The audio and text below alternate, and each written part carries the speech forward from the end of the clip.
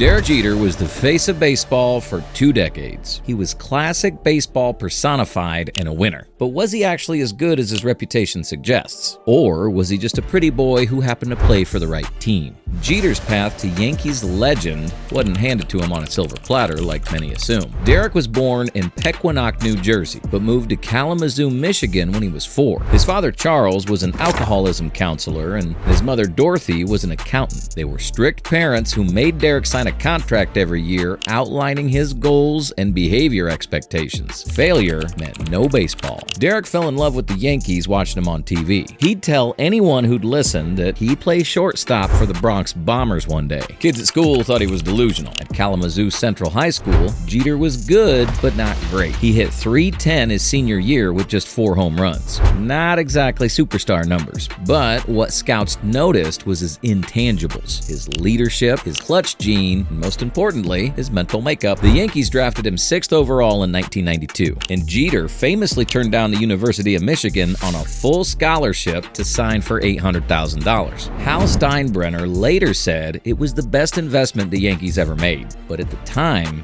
many questioned if this lanky kid from Michigan could handle New York. Jeter struggled in the minors, hitting .202 in his first season. Doubt crept in. Was he just another overhyped prospect? But Derek had something special that box scores couldn't measure. He bounced back, hit .295 the next year, and kept climbing the ladder. By 1995, he was tearing up AAA and got his first taste of the majors. In 1996, everything changed. Jeter became the Yankees' starting shortstop at just 21 years old. The pressure was immense. The Yankees hadn't won a World Series since 1978. Fans were hungry for a winner. Jeter didn't just handle the pressure, he thrived under it. He hit .314 with 10 homers and 78 RBIs, won Rookie of the Year, and helped lead the Yankees to their first championship in 18 years. But here's where the debate starts. Was Jeter great, or was he carried by an incredible team around him? Let's be honest. He played alongside Bernie Williams, Tino Martinez, Paul O'Neill, Jorge Posada, Mariano Rivera, and Andre Petit.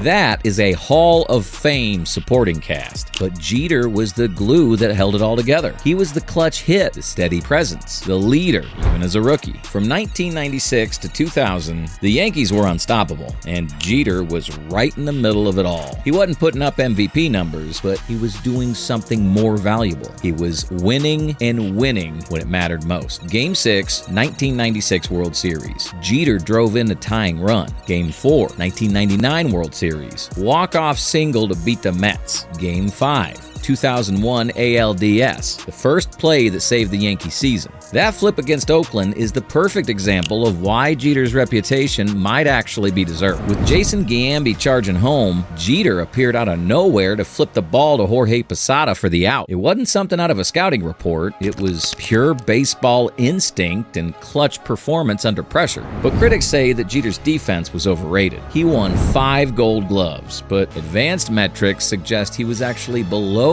average defensively. His range was limited, and he made too many errors for a player with his reputation. The Gold Gloves were arguably more about reputation than reality. In 2000, Jeter had his best individual season, hitting .339 with 15 home runs and 73 RBIs. He finished second in MVP voting and was the World Series MVP after hitting .409 against the Mets. But even then, people wondered, was he truly elite or just clutch at the right moments? After winning 4 championships in 5 years, the Yankees hit a rough patch, and so did Jeter. From 2001 to 2003, his numbers dipped. He was still good, but not great, hitting around .300 with decent power, but nothing spectacular. The Yankees kept winning division titles, but couldn't get over the hump in the playoffs. 2004 was the ultimate test. Jeter and the Yankees had a 3-0 lead over the Red Sox in the ALCS. They were 4 outs away from the World Series. Then it happened. The greatest collapse in baseball history. Boston came back to win 4 straight and break the curse. Jeter hit just .200 in that series with 0 extra base hits. When his team needed him most, he disappeared. Critics used 2004 as proof that Jeter was overrated, product of his team's success rather than the cause of it. But Jeter's defenders pointed to Game 6 when he dove into the stands and emerged bloody but still holding the ball. That play epitomized Jeter's reputation. He'd sacrifice his body for 1 out in July. If you want to see peak peak Derek Jeter, look at 2006 and 2009. In 2006, at age 32, Jeter had arguably his best season, hitting .343 with 14 homers, 97 RBIs, and 34 stolen bases. He carried a mediocre Yankees team to the playoffs almost single-handedly. This was Jeter proving he could be the guy, not just a complimentary piece. 2009 was different. This was legacy cementing time. The Yankees were back in the World Series for the first time since 2003, and Jeter was determined to add a fifth ring. He hit .334 in the playoffs and was clutch when it mattered most. Game 4 World Series, 2 outs, 9th inning. Jeter drove in the tying run, and the Yankees won in extra innings. But even in 2009, the advanced stats crowd wasn't impressed. Jeter's WAR was decent, but not elite. His defense was still questionable, and his power numbers were pedestrian for a corner infielder player in Yankee Stadium. The eye test said superstar.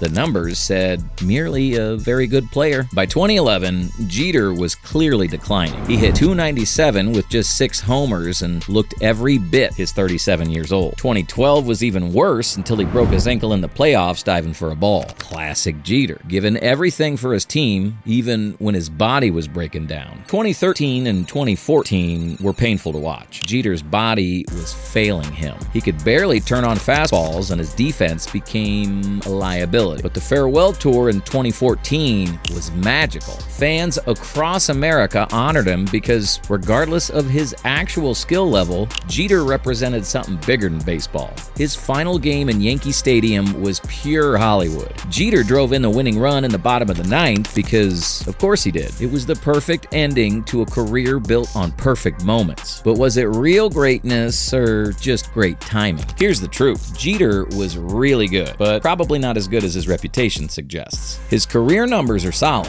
.310 average, 260 homers, 1,311 RBIs, 5 championships. But they're not inner circle Hall of Fame numbers. His defense was overrated. His power was limited, and he played for the most successful franchise in sports history. But here's what the stats don't capture. Jeter was clutch when it mattered most. He elevated his game in big moments. He was a leader from day one, and he never had a scandal or controversy in 20 years in New York. That's incredibly rare in modern sports. Was Jeter carried by great teams? Absolutely. But those teams were great partly because Jeter was on them. He set the tone. He demanded excellence. He delivered in the biggest moments. Baseball isn't just about war and ops. It's about winning. And nobody won more than Derek Jeter. So, was Derek Jeter as good as his reputation? Probably not statistically, but he was exactly as clutch as advertised. And in the end, that might be what matters most. The captain earned his pinstripes, even if he was never quite the superhero New York made him out to be. Do you think Jeter's legacy's deserved? Let us know in the comments below. This is Inside Baseball. Thanks for watching. Leave a like if you enjoyed the video, and subscribe for more of baseball's best and wildest stories.